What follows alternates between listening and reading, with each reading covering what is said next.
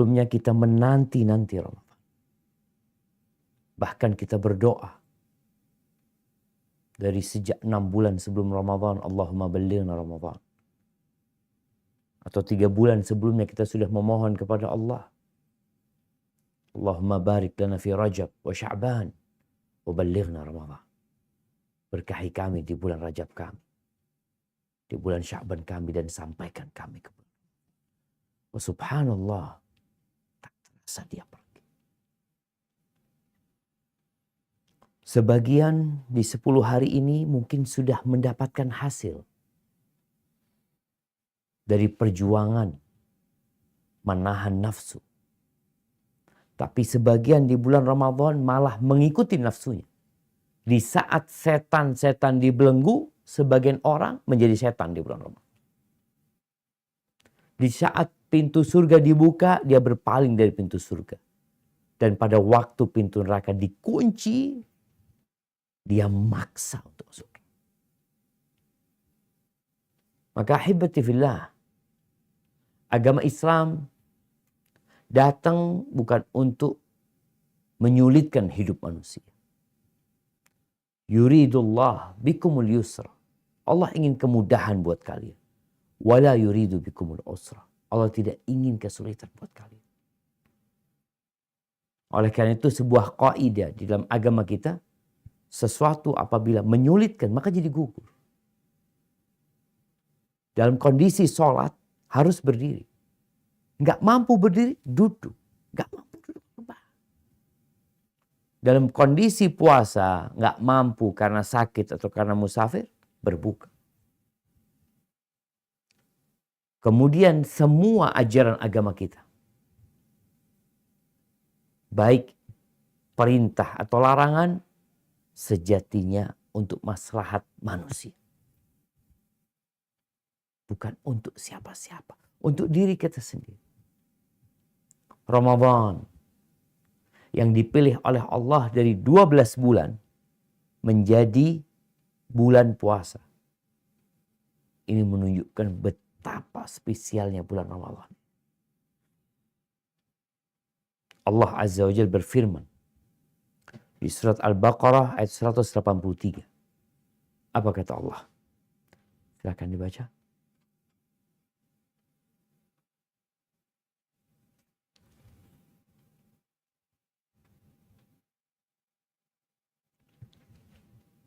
Nah, siapa yang mau membaca? Dok? Baik, izin Ustaz. Bismillahirrahmanirrahim. Ya ayyuhalladzina amanu kutiba alaikumusiyam kama kutiba alal ladzina min qablikum la'allakum tattaqun.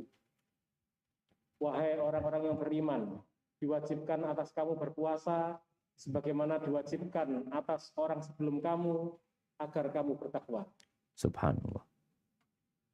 Di dalam ayat ini ada beberapa poin penting. Yang pertama, yang dipanggil adalah orang-orang beriman.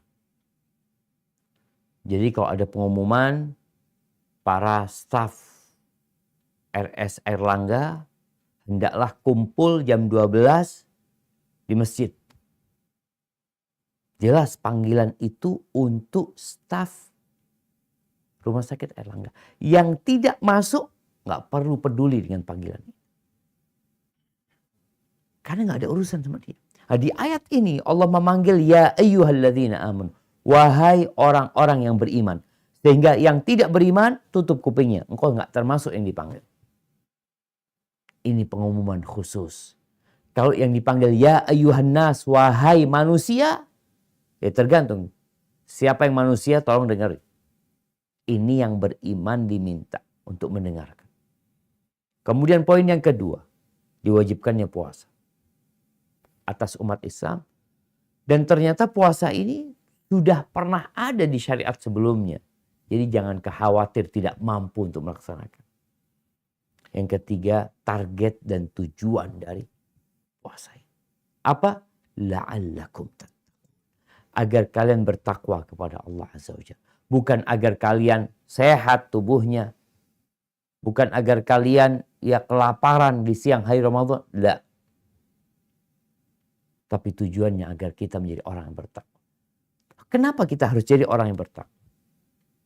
Karena sejatinya surga Allah Azza wa Jal, Allah menciptakannya uiddat lil muttaqin, disediakan untuk orang-orang yang bertakwa. Maka kita sedang menuju ke surga. Dan cara masuk surga adalah dengan bertakwa kepada Allah Azza wa Jal. Kemudian orang yang beramal. Mungkin sebagian orang sholat puluhan tahun. Sodakoh puluhan tahun. Kira-kira diterima nggak dia punya sodakoh? Diterima nggak sholat dia? Maka Allah katakan innama yataqabbalullah minal muttaqin. Allah hanya menerima dari orang-orang yang bertakwa. Yang nggak bertakwa nggak diterima. Walaupun amalnya soleh tapi dia nggak bertakwa nggak diterima. Ini menjadi pertimbangan penting buat kita. Kenapa kita berpuasa? Agar kita menjadi orang yang bertakwa, agar amalan kita diterima, agar sedekah kita diterima. Itu yang diharapkan. Tapi ahibati fillah.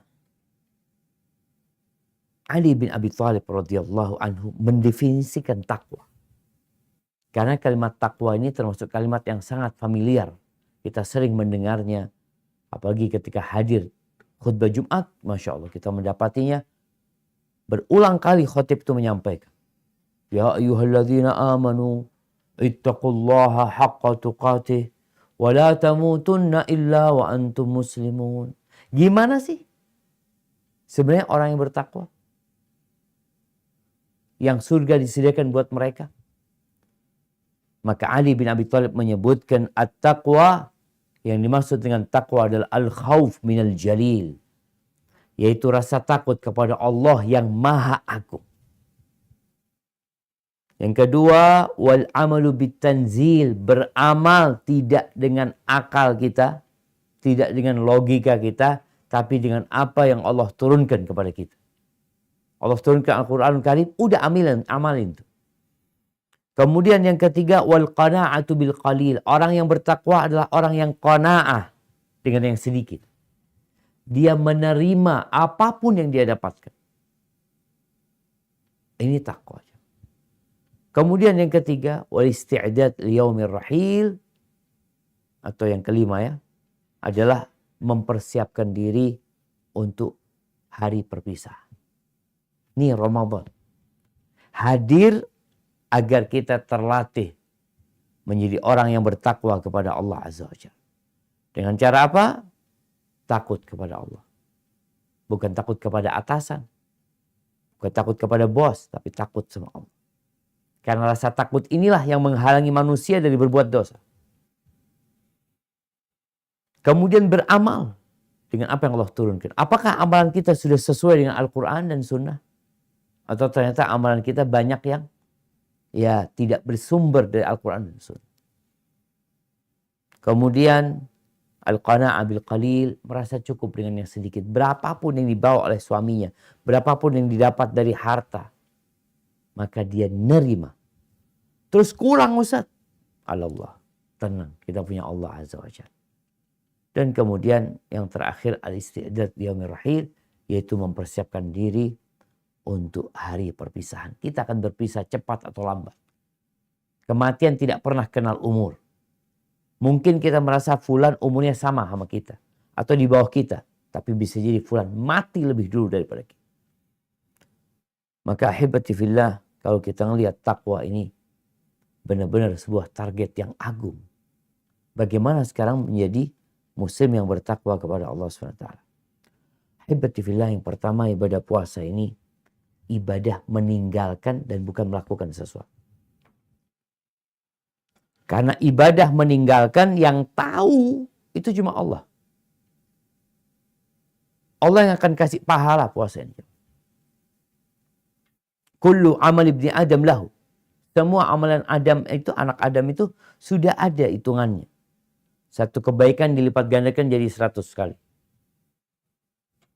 Sudah ada itu. Illa shaum fa innahu li wa ana ajibi. Allah mengatakan kecuali puasa. Puasa itu milikku dan aku akan memberikan balasan secara langsung kepada orang yang berpuasa.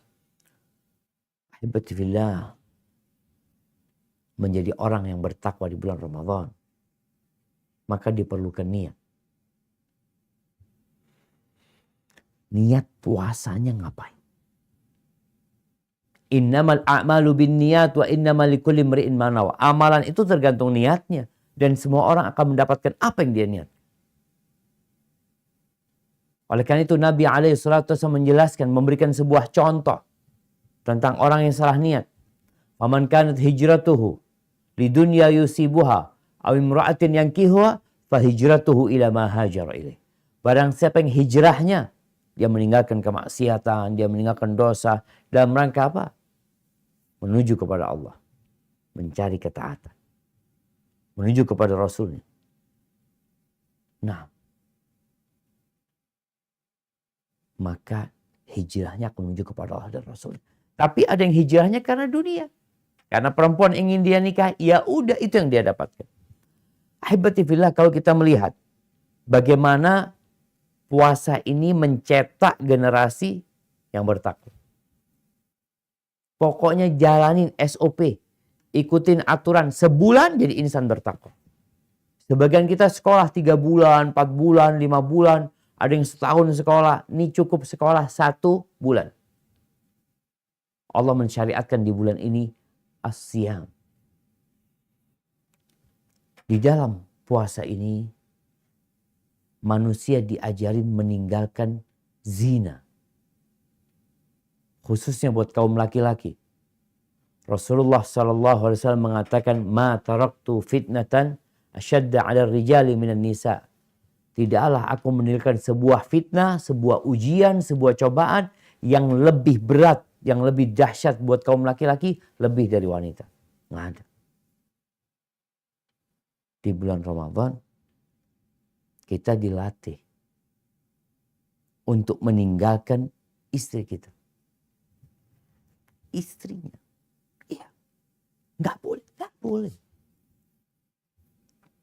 Dari sejak kapan? Dari fajar terbit sampai matahari terbenam. Gimana ketika nafsunya bergejolak? Nggak boleh. Istrinya sendiri? Iya, apalagi orang lain. Apalagi pelacur. Maka di sini seorang muslim yang berpuasa, di mana dia meninggalkan istrinya yang halal, dia tidak menyentuh istrinya di siang hari bulan Ramadan. Kenapa dia tidak melakukan itu? Mungkinkah setelah dia meninggalkan yang halal, lalu dia berzina mencari wanita yang haram? Enggak. Ini kalau puasanya benar. Artinya dia akan terlatih meninggalkan perzinahan. Dia akan terlatih untuk menundukkan pandangannya. Ketika datang seorang sahabat kepada Nabi SAW mengatakan, ya Rasulullah, halaktu, aduh aku udah binasa. Apa yang terjadi sama engkau? Aku menghubungin istriku di siang hari di bulan Ramadan. Istrinya yang hal dihubungi di siang hari bulan Ramadan. Dia berjima dengan istrinya di siang hari bulan Ramadan. Ini dosa besar. Ya. Maka Nabi SAW menyuruh orang ini, engkau bebaskan budak. Gak mampu. Engkau berpuasa 2 bulan berturut-turut. Bayangkan. Gara-gara sehari menjima istrinya di siang hari bulan Ramadan, hukumannya puasa 2 bulan berturut-turut. Kalau puasa Daud kan sehari. Ini 2 bulan berturut-turut. Kenapa? Karena dia melanggar. Siapa yang dia hubungin? Istrinya sendiri. Ahibati fillah. Di surat Ali Imran ayat 32. Allah Azza wa Jalla menjelaskan tentang larangannya berzina. Apa kata Allah Jalla Jalaluh? Al-Isra ayat 32, Afan. Al-Isra ayat 32, nah.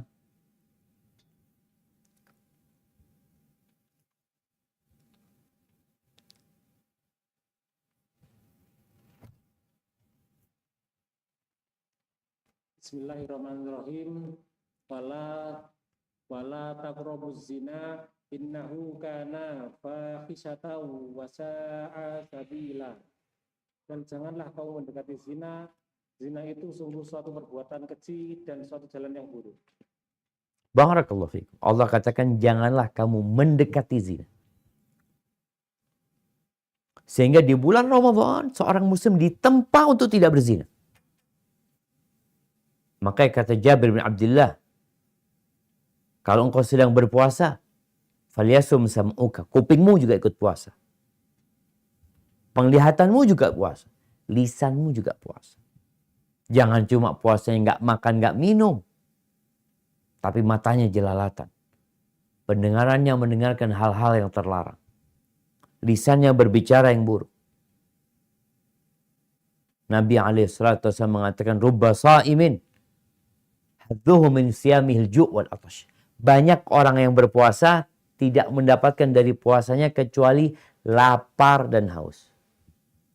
Bas, dapat itu iya. Nggak dapat takwa, nggak dapat.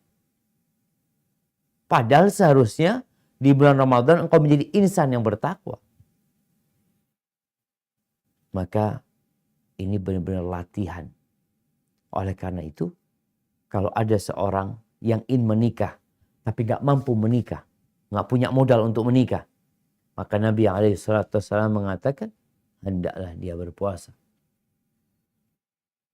Fa'innahu aghaddu lil basar wa ahsan lil farj. Karena dengan menikah itu akan lebih membantu menundukkan pandangan mata dan membantu kemaluan. Akan terjaga. Jadi ini diantara takwa dalam puasa yang seharusnya kita dapatin. Yang halal ditinggalkan, masa mau yang haram. Hal yang kedua, di mana di bulan Ramadan ini kita dilatih. Kita diperintahkan untuk menghindari makanan dan minuman serta usaha yang haram. Ahibati fillah, manusia ini nggak punya rasa puas kecuali kalau dia ridho sama apa yang mau berikan. Kalau dikasih 1 uner isinya emas, dia kepingin 2. Dikasih 2 kepingin 3. Wala yamla'u fahu illa turab. Nggak ada yang membuat dia puas kecuali tanah ketika dia mati. Di bulan Ramadan kita dilatih untuk dapat mengontrol nafsu kita. Mengontrol kemauan kita. Di mana kita tidak berbuka kecuali tatkala diperbolehkan. Dan kita tidak berhenti kecuali tatkala diperintahkan untuk berhenti. Jadi ketika orang berpuasa, dia tidak makan. Dia tidak minum. Sekali lagi kalau kita lihat orang puasa, kita tahu dari mana fulan puasa atau tidak. Ada kawan kita mungkin berpuluh-puluh tahun puasa Daud, tapi kita nggak tahu. Kenapa? Karena dia nggak pernah cerita. Dan sekali lagi namanya orang berpuasa itu meninggalkan, bukan melakukan sesuatu. Dia da'u ta'amahu wa syarabahu. Dia meninggalkan makan dan minumnya. Ditinggalin. Untuk apa? Min ajli, kata Allah. Untuk aku. Kemudian Nabi SAW bicara makan halal haram, jemaah. Sebagian masih hasil kerjanya haram. Dan dia nggak peduli. Gimana kau nggak peduli meninggalkan yang haram? Nasi uduk kau tinggalkan di pagi hari. Es campur ditinggalkan. Tahu campur Surabaya. Ditinggal. Kenapa? Aku sedang puasa. Maka di sini puasa benar-benar melatih seorang untuk tidak makan kecuali dia tidak akan makan milik orang lain. Kenapa? Yang halal dia tinggalkan. Orang tuanya masak buat adik-adiknya, ditinggalin. Nasi yang ngepul ya, sama makan yang enak dia tinggalkan. Kenapa? Karena dia sedang puasa. Rasulullah SAW pernah berkata kepada sahabatnya Ka'ab bin Ujrah. Beliau mengatakan, Innahu la yadkhulul jannah lahmun nabata min suhud. Sesungguhnya tidak akan masuk surga daging mana saja yang tumbuh dari hasil yang haram. Maka kita perlu berhati-hati ketika kita ngomong masalah halal haram ini. Karena kaitannya dengan surga dan neraka kita. Ini hadis tadi diriwayatkan oleh Ibnu Hibban. Kemudian ahibati fillah. Banyak orang bekerja tanpa aturan. Pokoknya ada kerjaan dia ambil. Muslim enggak. Dilatih muslim itu. Makan aja. Ketika adzan dikumandangkan dia berhenti. Kenapa engkau berhenti? Selesai sudah waktunya berbuka, waktunya sahur. Ini benar-benar menjadi pribadi yang bertakwa kepada Allah Azza wa Jalla. Kemudian Ramadan ini bulan untuk meninggalkan rokok. Karena meninggalkan rokok di antara makna bertakwa kepada Allah Azza wa Jalla.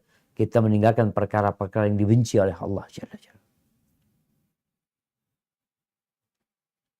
Orang yang merokok, kenapa Anda sebutkan rokok? Karena rokok ini dianggap wajar.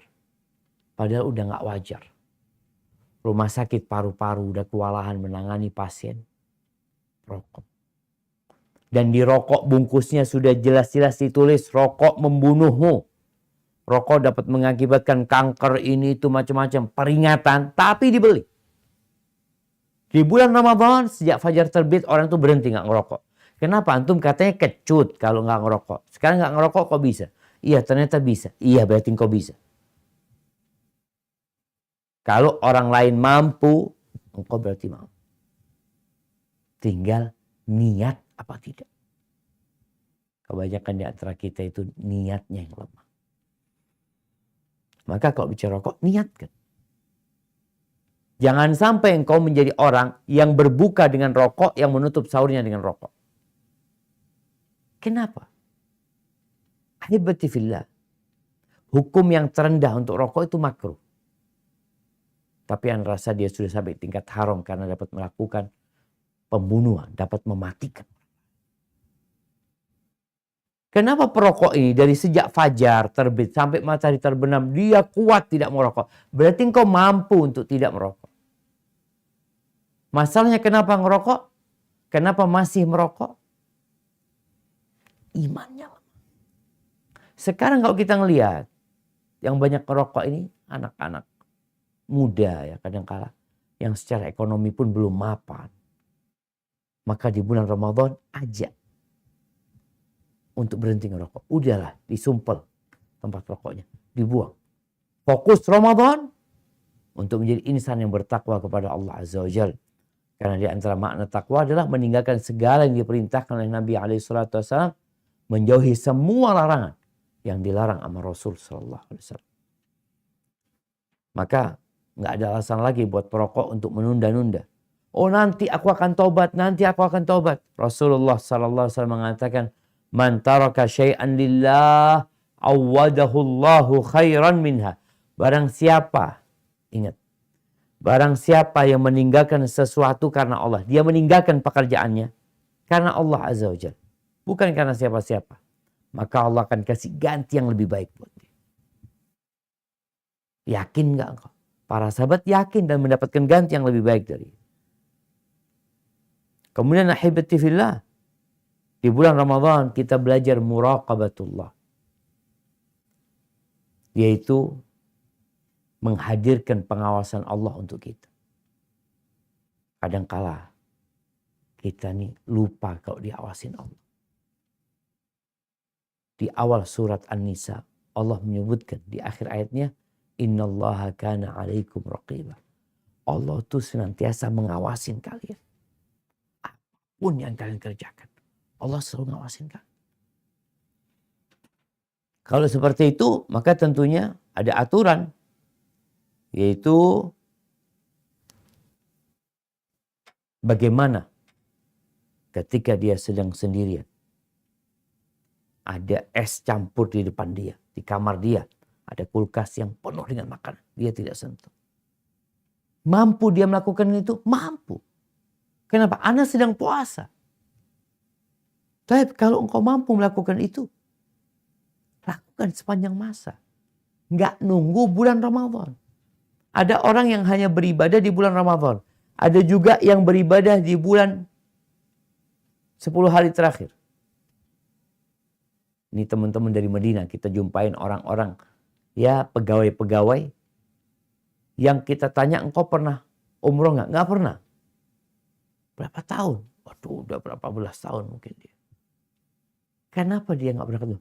Karena nggak ada niat. Kalau ada niat dia akan berangkat. Kecuali dengan larangan emergensi yang menyebabkan kita pulang. Kita dipulangkan dari sana. Maka puasa ini benar-benar mendidik orang tua untuk bagaimana membesarkan anak-anak. Kemudian ahibati fillah, bicara muraqabatullah. Kalau anak kita didik dengan berpuasa, kita sampaikan kepada anak, engkau masuk kamar mandi, Allah melihat engkau. Engkau minum di meja makan tatkala orang-orang sedang tidur, Allah melihat dirimu. Allah senantiasa mengawasimu. Ucapan ini kadangkala memotivasi dia untuk taat. Karena kadangkala ada orang yang nggak mau mencuri. Kenapa tidak mencuri? Karena nggak ada kesempatan. Tapi kalau ada kesempatan dia mencuri. Maka di sini Allah menutup kesempatan itu dengan menjadikan orang yang berpuasa itu senantiasa merasa diawasi Allah. Ada sebuah kisah. Ini kisah Abdullah bin Umar. Dia mengatakan suatu hari berjumpa dengan seorang pengembala di gunung. Lalu ditanya nih pengembala ini, engkau jual nggak kambingmu? Ada yang mau dijual kambing? Kata pemuda ini mamluk, aku tuh hamba sahaya. Aku hanya mengembalakan kambing milik majikan. Kata Umar disebutkan di sini, katakan kepada tuanmu bahwa kambingnya dimangsa serigala. Serigala jemaah, ada serigala darat ya, ada serigala semua di daratan. Nah, ini katakan katanya Umar bin Khattab atau Abdullah bin Umar, udah bilang sama majikanmu, kambingnya dimakan serigala. Apa kata budak-budak jemaah? Bukan orang merdeka. Bukan seorang doktor. Budak. Apa kata budak ini? Aina Allah idza? Di mana Allah kemudian? Di mana? Oke, aku laporan sama majikanku, kambingnya dimangsa serigala. Aina Allah idza? Allah kan ngelihat aku. Abdullah bin Umar nangis mendengar ucapan seorang budak ini. Lalu ditanya, bosmu siapa? Majikan dikasih tahu fulan. Berangkat, dia cari. Lalu berangkat kepada majikannya, dibeli tuh budak, dibayarin. Abdullah bin Umar. Setelah dibayarin, Abdullah bin Umar menjumpai budak itu. Sambil mengatakan kepadanya, kata-katamu tuh menyebabkan engkau dibebaskan dari perbudakan di dunia. Dan aku berharap engkau dibebaskan kelak di akhirat dari api neraka. Seorang yang berpuasa itu benar-benar dalam pengawasan Allah. Banyak mungkin yang bisa mengaku puasa. Di rumah dia bersahur sama keluarganya, pulang berbuka sama keluarganya, tapi di antara itu tatkala berangkat ke tempat kerja nggak puasa dia. Makanya puasa ini khusus milik Allah Azza wa Jalla. Dan Allah akan berikan balasan. Kemudian ahibati fillah, puasa ini mempersempit pengaruh setan. Setannya dibelenggu. Dan di tubuh kita, itu kita mempersempit jalur setan. Ketika berpuasa, kan orang gak makan, gak minum. Sedangkan Nabi SAW mengatakan, inna syaitana yajri minal insani majrad dam. Sesungguhnya syaitan itu bergerak di dalam tubuh manusia mengikuti aliran darah. Dia ikut tuh. Orang yang puasa ini, dia benar-benar mempersempit ruang gerak setan. Kalau puasanya benar, artinya nafsunya akan terkontrol, dia akan bisa menjaga diri. Kalau puasanya benar, ini mungkin para ustadz harus collab sama para dokter untuk memberikan arahan kepada umat Islam ketika berpuasa. Karena kita melihat di bulan Ramadan itu ternyata jadi bulan wisata kuliner. Di mana banyak makanan dan kue keluarnya hanya di bulan Ramadan. Ketahuilah, Rasulullah SAW mengatakan dalam hadis riwayat Tirmidzi, "Ma mala'a adamiyun wi'a'an syarran min batn." Tidak ada sebuah wadah yang diisi, dipenuhi sama manusia yang lebih buruk daripada perutnya. Nggak ada. Perut kita ini tempat yang paling buruk untuk dipenuhi. Tapi kenyang. Terus makannya gimana? Kita lihat bagaimana berbukanya Rasulullah SAW ini untuk mencapai takwa. Tentunya dengan mencontoh Nabi SAW dan ikhlas dalam beribadah. Kata Anas bin Malik menceritakan tentang Nabi SAW. Nabi itu kalau berbuka rutobat. Beberapa butir kurma basah. Kalau ada. Karena kurma basah ini biasanya di musim panen. Kalau nggak ada, tamarat. Ya udah kurma yang kering. Kalau nggak ada, hasawatin minal ma. Beliau meneguk beberapa. Seperti itu beliau berbuka. Nggak pernah penuh perut beliau. Sahur beliau mengatakan nikmat sahurul mu'min at-tamr. Sebaik-baiknya sahur seorang mukmin kurma. Ya kurma aja, kalau kita kan enggak. Kurma, kolak, kalau berbuka, kurma, kolak, nasi. Nabi ini ya kurma aja dimakan. Sallallahu alaihi wasallam. Kalau harus makan banyak. Apa kata Nabi SAW? Fa in kana bihasab ibni Adam akalat yuqimna biha sulba. Cukup anak Adam makan beberapa suap yang membuat punggungnya tegak. Nggak perlu bersandar, jadi tegak dia punggung. Kalau dia harus makan, karena enak makanannya, karena dia mungkin lapar. Maka Nabi SAW memberikan arahan tata cara makan. Thuluthun li ta'ami, sepertiga buat makanan, sepertiga buat minuman, sepertiga buat pernafasan. Tatkala orang ini berbuka, kadang-kala semua makanan dan minuman dicampur satu di perutnya, dan dia tidak menyisakan tempat untuk bernafas. Sehingga kadang-kala dia harus bersendawa lagi.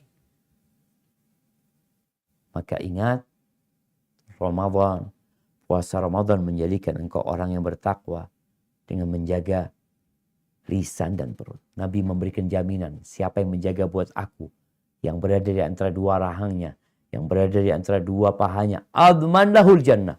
Aku akan jaminkan buat dia surga. Karena dia jadi orang bertakwa. Dan Ramadan ini tadi menjaga bagaimana mulut kita tidak berkata yang buruk. Tidak berdusta, tidak nipu orang. Dan bagaimana kemaluan kita dijaga juga. Dari perbuatan-perbuatan yang manusia. Istri aja ditinggal. Ahibati fillah. Iblis. Alaihi la'natullah. Pernah menampakkan dirinya kepada Nabi Yahya ibn Zakaria. Alaihi wassalam. Kemudian Yahya bertanya, pernahkah kamu berhasil menggodaku? Tidak, kata iblis. Illa marrah, kecuali sekali. Jadi bertahun-tahun berusaha untuk ngodain Nabi Yahya bin Zakaria, nggak berhasil, nggak sukses. Kecuali sekali katanya. Kapan sekali itu? Apa kata iblis? Pada waktu itu, makan malam. Aku bikin engkau bergairah. Sehingga engkau makan. Makan sampai kenyang. Ini ceritanya iblis. Tanya sama Nabi Zakaria. Sama Nabi Yahya. Dan setelah itu, engkau malam harinya ketiduran dari sholat malam. Jadi ternyata banyak makan ini bukan bikin kuat ya ma, bikin lemes. Akhirnya bawaannya mau tidur ya. Jalan jauh dikit capek mau istirahat. Maka di sini iblis menyebutkan bagaimana dia membuat Nabi Yahya kekenyangan yang itu berdampak kepada tidak mampunya bangun malam. Maka Ketika Nabi Yahya mendengar iblis menjelaskan itu, maka Nabi Yahya mengatakan, wallah, demi Allah aku tidak akan kenyang lagi selama-lamanya. Artinya makan, tapi tidak sampai kekenyangan. Itu kata Nabi Yahya. Apa kata iblis? Demi Allah aku gak akan lagi memberikan nasihat kepada manusia. Karena akhirnya manusia jadi tahu bagaimana iblis menyesatkan. Dan dari kisah yang baru saja kita dengarkan, ternyata makanan yang banyak itu berpotensi membuat orang sulit beribadah, sulit beraktivitas. Gara-gara apa? Ya gara-gara kekenyangan. Dan ahibati fillah yang terakhir. Dan masih banyak ya kalau bicara takwa menjadi pribadi yang bertakwa, seorang muslim di bulan Ramadan ini tumbuh rasa empati dan simpati dia kepada orang-orang fakir miskin. Karena dia merasakan lapar.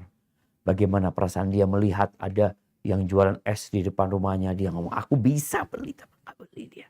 Dia tahan lapar, nahan haus. Dan di sini kemudian tumbuh di diri seorang muslim perasaan solidaritas terhadap saudara.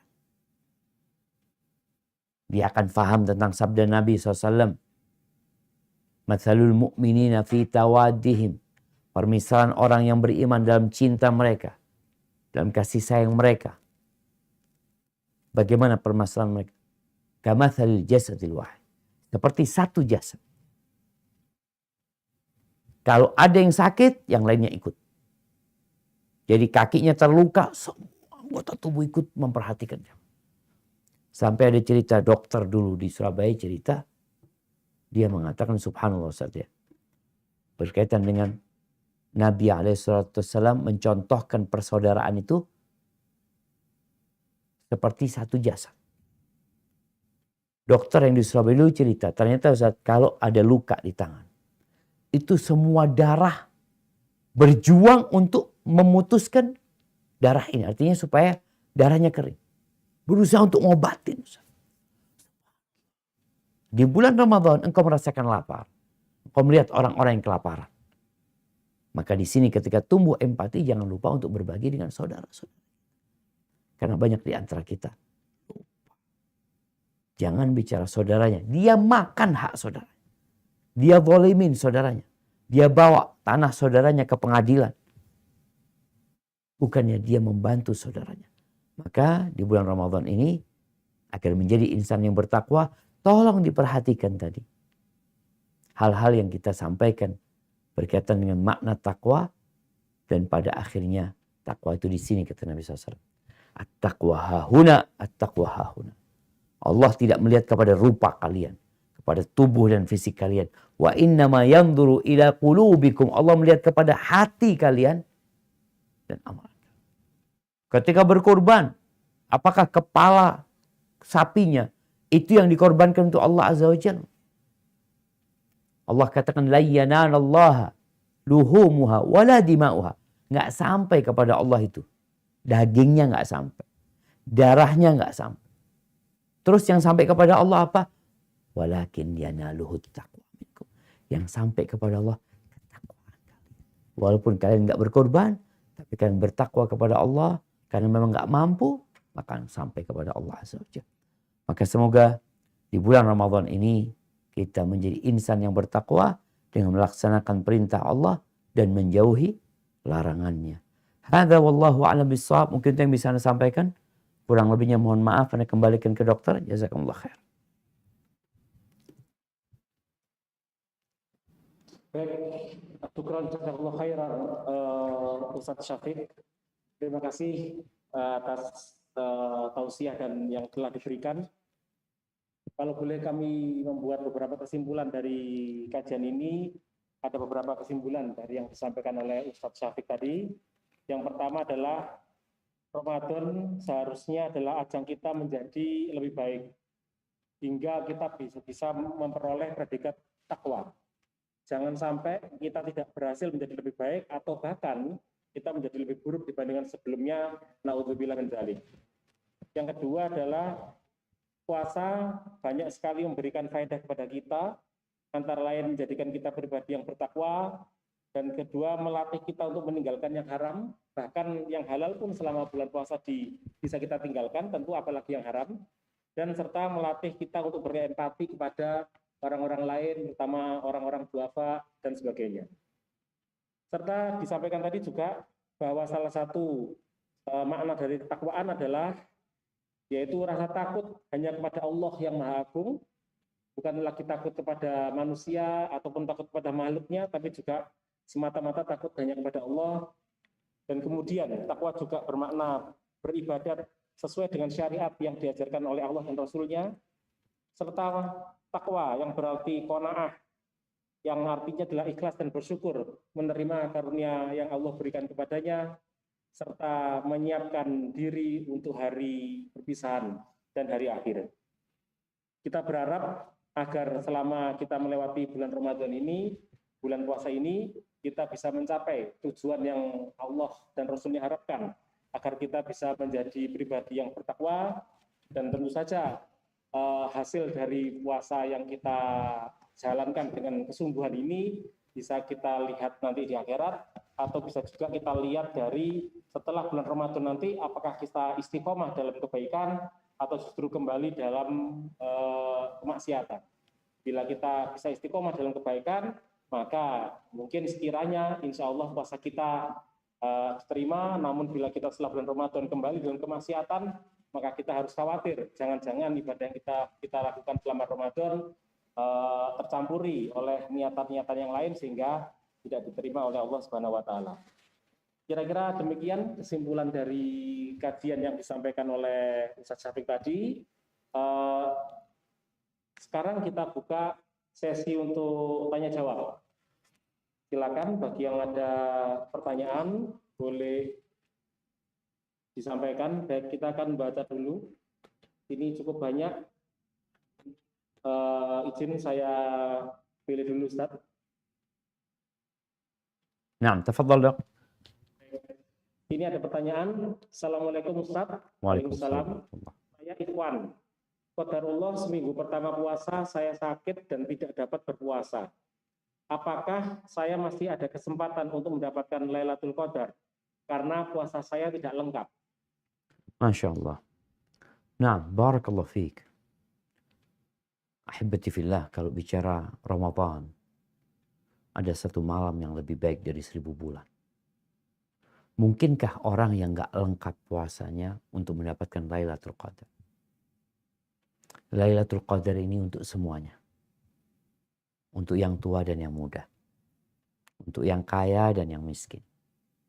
Untuk yang pria dan yang wanita. Siapa aja punya kesempatan yang sama untuk meraih Lailatul Qadar.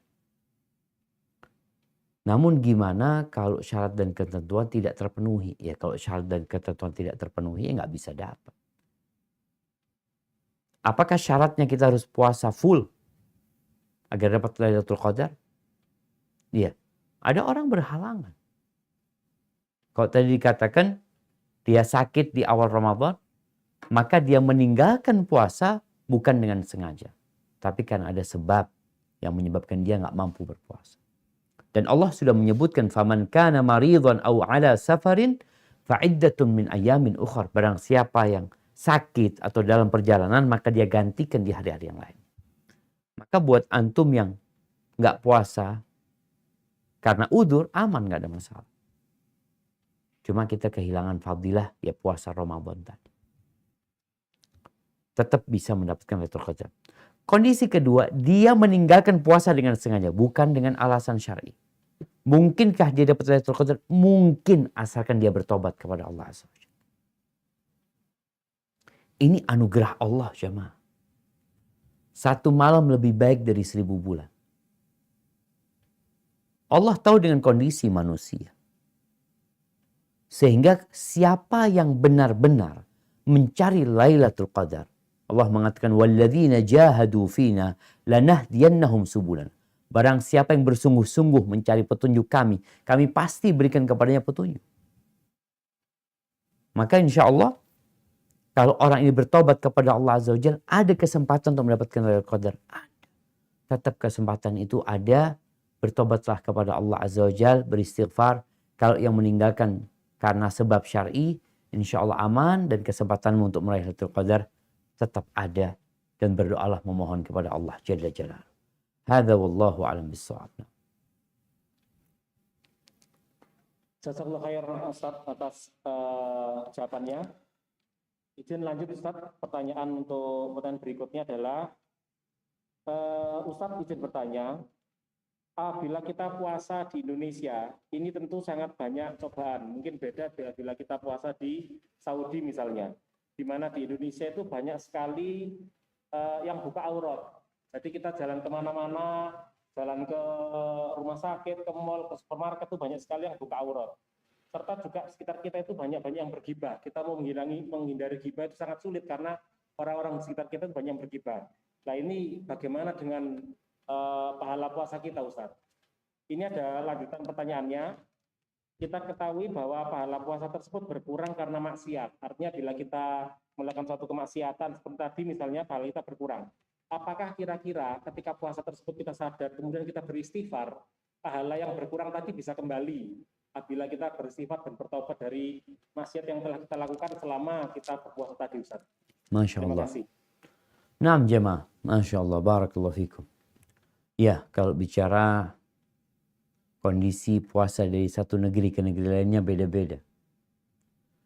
Kalau dikatakan di Indonesia tidak sama dengan Arab Saudi, jelas di sana mungkin ya perempuan-perempuannya pada pakai jilbab, pada pakai cadar. Sedangkan di Indonesia ada banyak aurat yang tersingkap. Ya memang harus sabar.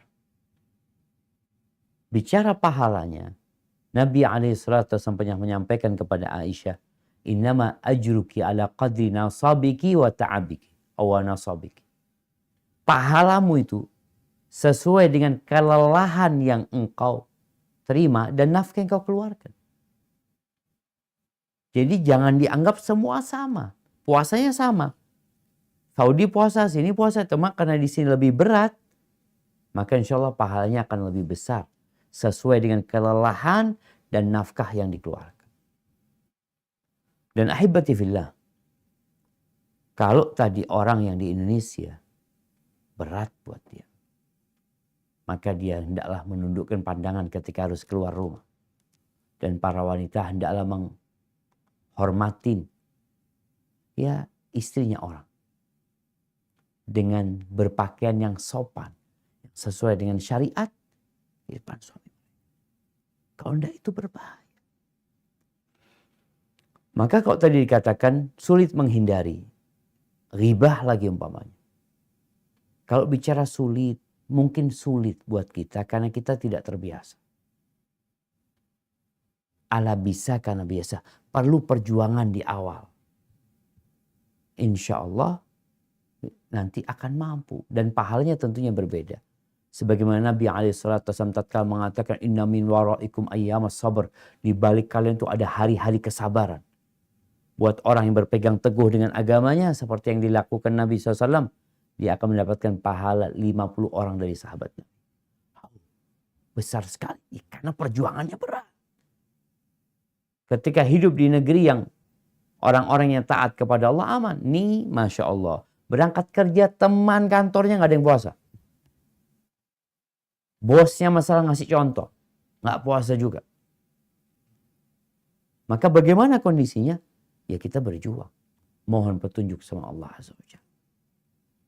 Agar Allah ya menetapkan pahala kita. Karena kalau enggak pahalanya akan berkurang. Walaupun secara hukum sah. Ghibah lagi. Bicara ghibah nih. Tatkala di majlis yang ada ghibah. Yang memang itu terbiasa buat mereka. Kita biasa makan. Kita tinggalkan.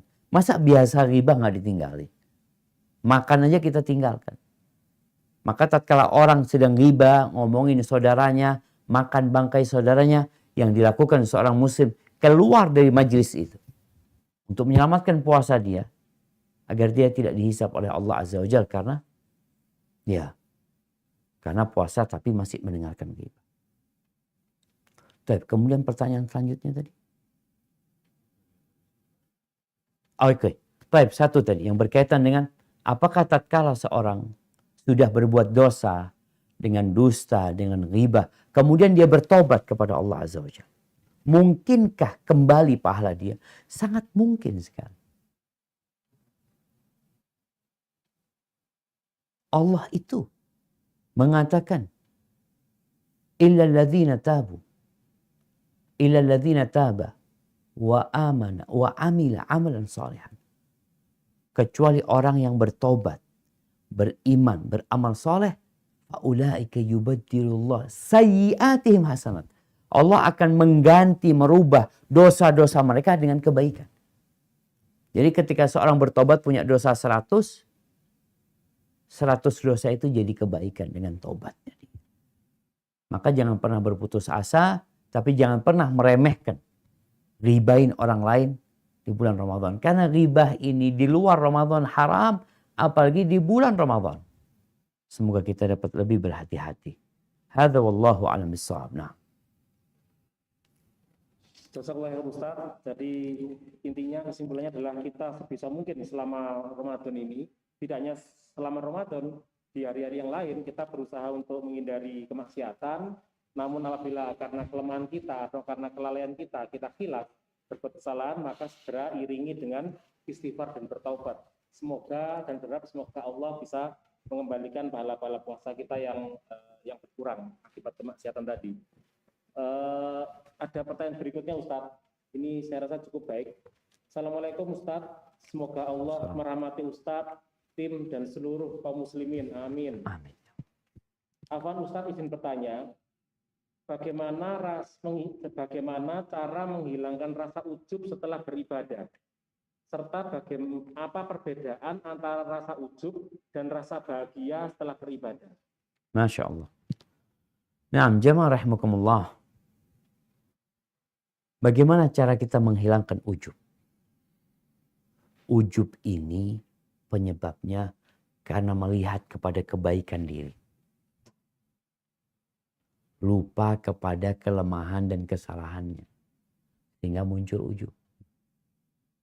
Agar tidak ujub, hendaklah sering-sering melihat kepada kekurangan dirinya. Rasulullah SAW mengajarkan kepada kita setelah ibadah itu istighfar.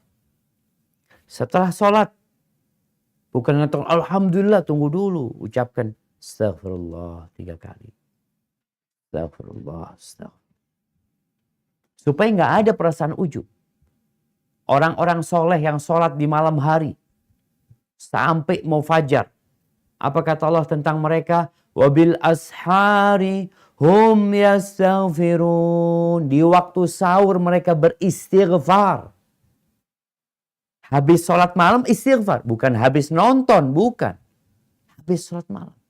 Kenapa seperti itu? Karena kita tahu manusia itu banyak kekurangan. Kita memiliki banyak kekurangan. Sholat kita bisa jadi dalamnya ada yang gak khusyuk. Puasa kita kadang-kala ada omongan yang gak benar, makanya disuruh bayar zakat fitrah. Maka dengan cara kita beristighfar, mohon ampun sama Allah, melihat kepada yang lebih baik, maka insya Allah kita gak akan ujub. Kalau bicara gembira, perasaan gembira itu gak apa-apa. Nabi SAW menyebutkan orang mukmin itu adalah orang yang gembira dengan ketaatannya dan sedih dengan dosanya. Dia gembira ketika bisa melakukan ketaatan, ya, bisa puasa 30 hari. Dia benar-benar gembira, ya Allah. Tapi bukan ujub. Kalau ujub itu bangga dengan apa yang dia kerjakan. Kalau ini gembira dengan apa yang Allah berikan. Karena jamaah, ujub ini termasuk yang membatalkan amalan kita nanti. Salat muhlikat kata Nabi SAW. Salah satunya i'jabur rajul binafsi. Seorang takjub sama diri. Maka ingat banyak-banyak istighfar. Nabi SAW di akhir hayatnya setelah turun idza jaa nasrullahi wal fath wa ra'aitan nas yadkhuluna fi dinillahi afwaja fasabbih bihamdi rabbika wastaghfir innahu kana tawwaba. Di akhir hayatnya tatkala melihat kemenangan yang Allah berikan, Mekah ditaklukkan, beliau banyak-banyak istighfar dan bertasbih sama. ini sebagai bentuk tadi ada banyak kekurangan. Kenapa jamaah? Manusia itu dengan keterbatasannya merasa sudah lengkap. Contoh nih kadang-kala ada lowongan pekerjaan, kita diminta bawa ini bawa itu, kita sudah bawa ke sana ternyata katanya kurang. Karena dia teliti, sedangkan kita nggak teliti. Maka hendaklah kita lebih teliti lagi dalam kondisi ya menjaga sholat kita jangan sampai ujub. Ada kekurangan. Ada kekurangan. Hadza wallahu a'lam bishawab. Jazakallah khairan. Baik, karena keterbatasan waktu, izin ini adalah pertanyaan terakhir insya Allah Ustaz. Barakallah. Jadi, Assalamualaikum warahmatullahi wabarakatuh. Waalaikumsalam. Ustaz, saya Fulanah dari Blackfield. Semoga Allah mengampuni saya. Sempat lama saya meninggalkan kajian. Afwan Ustaz, saya ingin bertanya terkait proses takwa di bulan Ramadan. Bagaimana batasan dakwah bagi saya sebagai seorang wanita di bulan Ramadan ini terhadap anak lelaki saya? Izin kalau saya interpretasikan nampaknya ibu ini sudah lama meninggalkan kajian dan dia ingin mendakwahkan Islam ini kepada anak lelakinya. Dia bertanya, apakah boleh saya ikut sholat tarawih di masjid? Niatnya mungkin untuk mendakwahkan tarawih kepada anak lelakinya, namun dengan resiko harus berangkat di malam hari naik gokar atau gojek. Pemahaman saya mungkin karena drivernya atau supirnya itu laki-laki, sedangkan dia perempuan sendiri dengan bawa anak laki-laki yang belum balik gitu, tapi ingin agar mengajak anaknya itu bisa tarawih gitu, Ustaz. Nah ini mohon. Emangnya nggak ada masjid yang dekat, Dok? Bagaimana? Nggak ada masjid yang dekat. Kok harus naik gokar? Anak kurang tahu Ustaz, tapi pertanyaannya demikian. Jadi untuk mencapai masjid tersebut, untuk sholat tarawih itu perlu naik gokar atau gojek. Siap.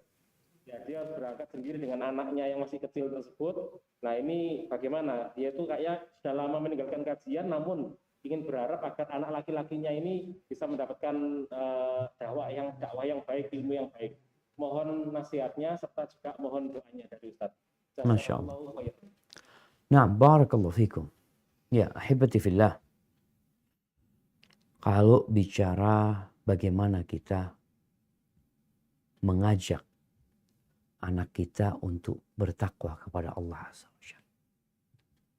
Tentunya anak itu perlu contoh dari orang tuanya. Anak itu suka meniru. Kenapa kalau kita melihat sholat sunnah itu dianjurkan di rumah. Ini kalau kita bicara secara umum mendidik anak ya. Sholat wajib di masjid yang laki-laki. Tapi sholat sunnah dianjurkan di rumah. Supaya anak-anak, keluarga ngelihat bapaknya sholat. Setelah sholat wajib pulang sholat. Sehingga kelihatan bapaknya sholat. Itu akan memotivasi anak-anak untuk meniru. Kemudian kalau bicara ada orang tua yang Masya Allah jamaah. Bapaknya ini nggak taat. Bapaknya nggak, ya ibadahnya kurang. Ini karena salah pilih suami ya. Bapaknya nggak ke masjid, sholatnya bolong-bolong. Sang ibu ingin anaknya sholat, maka ibunya ini nganter anaknya ke masjid. Ya. Diantar ke masjid, sholat di masjid. Setelah pulang ditunggu berangkat. Naik motor waktu itu ceritanya. Artinya kondisinya bertakwalah kepada Allah sesuai dengan kemampuan kalian. Perlu mengkondisikan. Kalau umpamanya tadi mau sholat keluar, naik mobil, naik gokar, kita tahu ya apalagi di malam hari seorang perempuan. Lebih baik dia sholat tarawih di rumah. Kalau memang anak dia tadi dikatakan belum balik, ya nggak ada masalah. Sholat bersama ibunya. Tapi kalau anaknya sudah hafal Quran ini itu, maka mungkin anaknya yang jadi imam. Walaupun belum balik, kalau dia sudah tamyiz, dia boleh. Kemudian jangan cari masjid yang jauh. Ada masjid-masjid yang dekat mungkin. Tapi kalau kondisinya kita ini punya anak didik, kita mau bawa anak-anak didik ke masjid, silahkan. Atau kalau ada orang yang di asrama, umpamanya tinggal di asrama, kemudian ingin mengadakan sholat tarawih, bisa panggil imam. Orang menjadi imam di tempat itu. Jadi intinya seorang perempuan dengan segala keterbatasannya, kalau tadi dikatakan sudah lama meninggalkan kajian ya, hendaklah berusaha untuk ngaji kembali, belajar kembali. Karena hibati fillah, sebagian kita sampai hari ini belum menilai ngaji atau belajar ilmu agama itu ibadah. Dalam bayangan dia, ibadah itu ya sholat. Itu ibadah. Subhanallah. Man salaka tariqan, kata Nabi SAW, barang siapa yang meniti jalan menuntut ilmu agama ini, sahalallahu lahu bihi tariqan al-jannah. Allah akan mudahkan bagi dia jalan menuju ke surga. Dan bicara ilmu agama juga, Nabi SAW mengatakan, man yuridillahu bihi khairan yufaqihu fid din.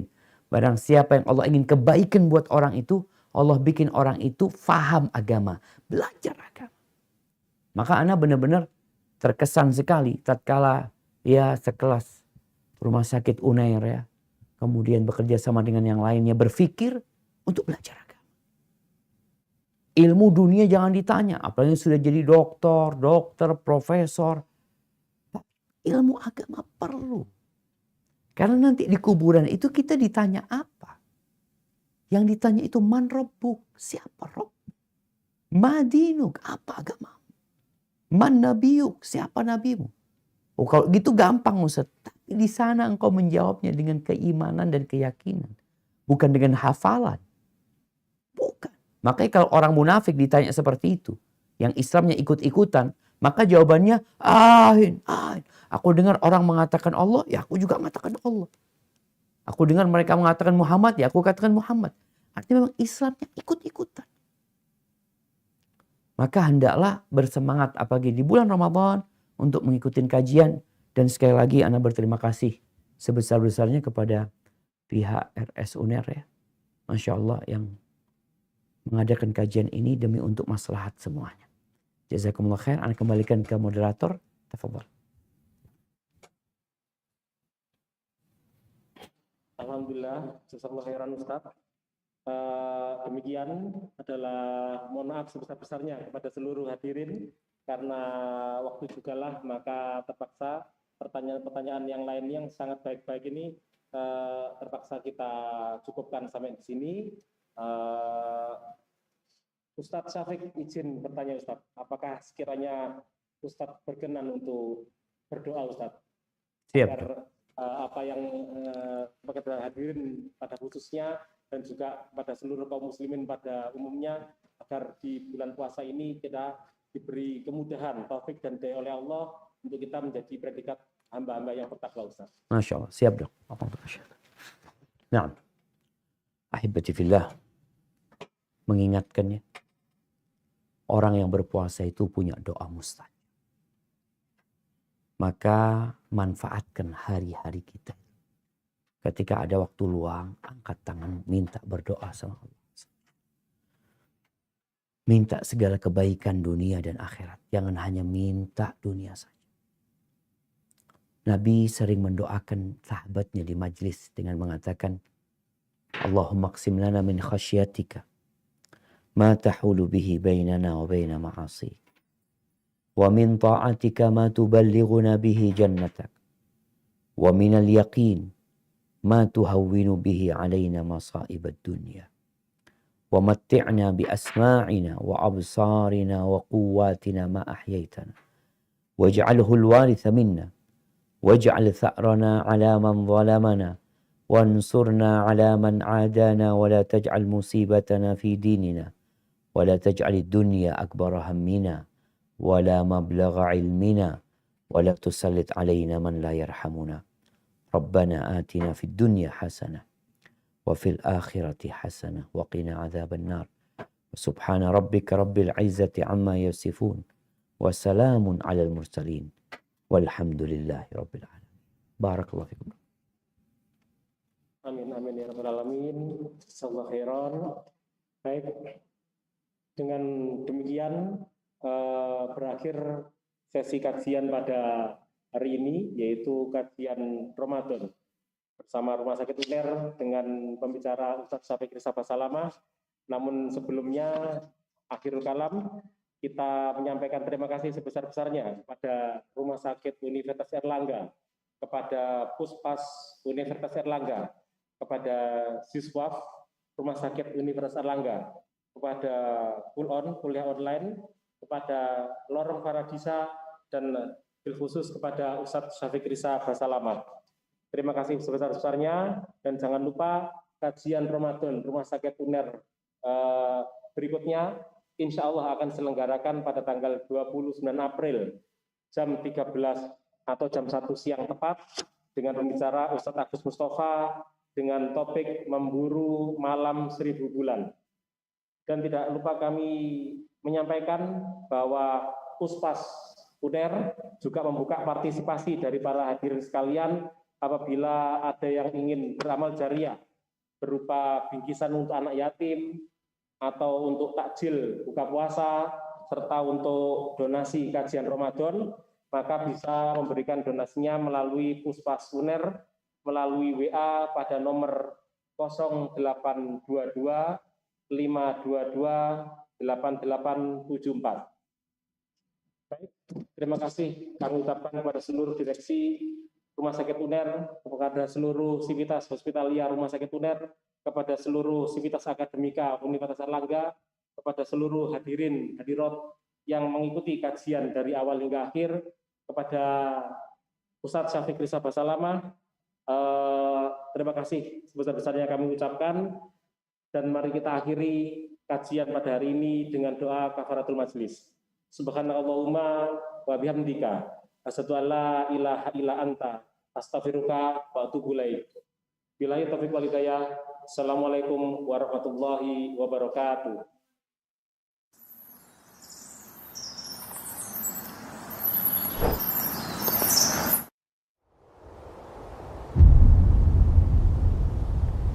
Klik tombol berikut untuk mendapatkan update ilmu yang insya Allah bermanfaat.